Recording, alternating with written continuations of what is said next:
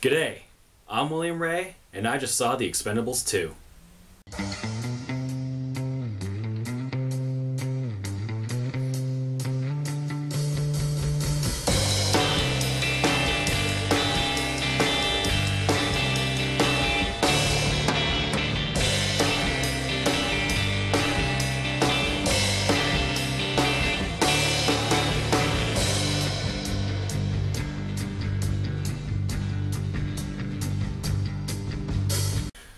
So last Friday, I watched The Expendables 2. I'll admit, ever since seeing the first one, I was really hoping Millennium Films would make a sequel to this movie. I mean, sure, the first one was absolutely terrible, but the point of this movie was to have all your favorite action stars come together in one movie. But right when I finished watching the first one, I knew there could have been so much more that could have been made to make the first Expendables even better. More action and more wit came to mind, but most of all, more actors that could have made it even more awesome. And then came the dreams, and the thoughts, and the talking with the friends about who could we possibly add to the mix. Enter 2012, and we finally get some results out of our dreaming.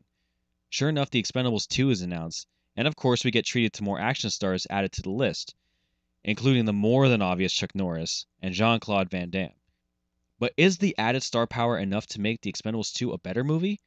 Let's not drag this out any longer. This is my Expendables 2 review.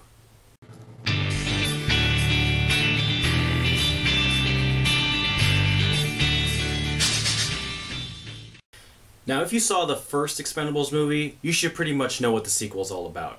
Shooting things and blowing stuff up. There is nothing pretty about this movie at all. It's just no-nonsense action and gore. However, what they did do with number 2 is they took the good aspects from the first one and added more wit and humor to this sequel. Though most of the lines I can quote are from older movies the actors have already been in, there are some great one-liners that are still quote-worthy. I recommend that if you see this movie, go in expecting the absolute worst you can possibly expect. Your experience is going to be a lot more fun, and overall the movie is never going to be worse than what you think it's going to be. There are a lot of great surprises, which I will reveal to a couple to you later. Don't worry, they won't spoil however little of a story The Expendables had.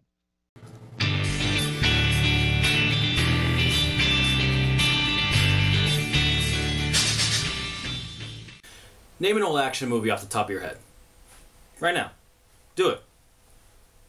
I can wait. Chances are the storyline you remember from that movie is the exact same storyline as The Expendables 2. An evil bad guy is gathering nuclear materials to sell to other evil corporations and nations, and it's up to the Expendables to stop them. It's nothing new. What the story really is an homage to those old 80s and 90s action films that you love, except done in a more satirical manner. Some of those overdone lines that you're going to hear are absolutely laugh-worthy, but it's okay because they did put them in there for that reason.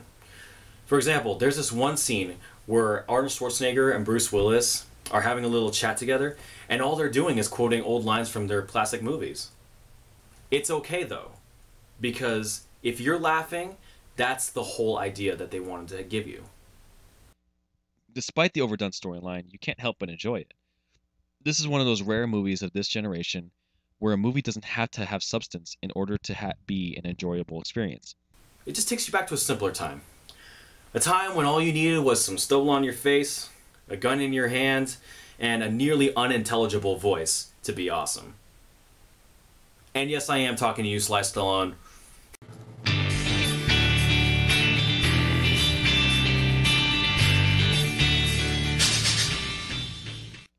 My favorite guy in The Expendables 2 was Jason Statham as Lee Christmas. Between him and Sly Stallone, it was a tough pick to choose, but I picked Statham simply because he's still the only agile guy of the group. You can see it in his fight scenes. He was much more quicker and had more action in his fights than Stallone. But again, it's picking between a guy in his 40s and a guy in his 60s. And as much as I love Rocky, I know the Transporter can kick his butt any day. I also really like Dolph Lundgren in this movie. Which is amazing, because I really can't stand Dolph Lundgren at all. To me, he was the worst part of the first movie, and besides Mickey Rourke, he made me want to cringe in every scene he was in. But I feel that Lundgren took Terry Crews' role as the main comic relief guy of the group back in the first one, and they switched his character up so that we find out he's more of a scholar than we think. It's quite funny hearing Ivan Drago tell stuff about phosphorus and blowing things up using specific chemicals and using tech talk in order to take care of things. I also have to give love to JCVD as the bad guy Villain. Yeah, that was his name in the movie. Jean-Claude Van Damme made a really cool enemy, and I can't believe it's taken them this long to make a guy like JCVD become a villain in one of his movies.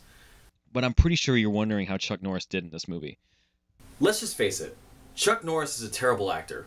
I wouldn't say that to his face, of course, and I'm really hoping he doesn't see this video. I wouldn't want a roundhouse kick to the face, if you know what I'm saying. But it doesn't really matter, though, because the point is he's Chuck Norris. The one spoiler I will tell you is that...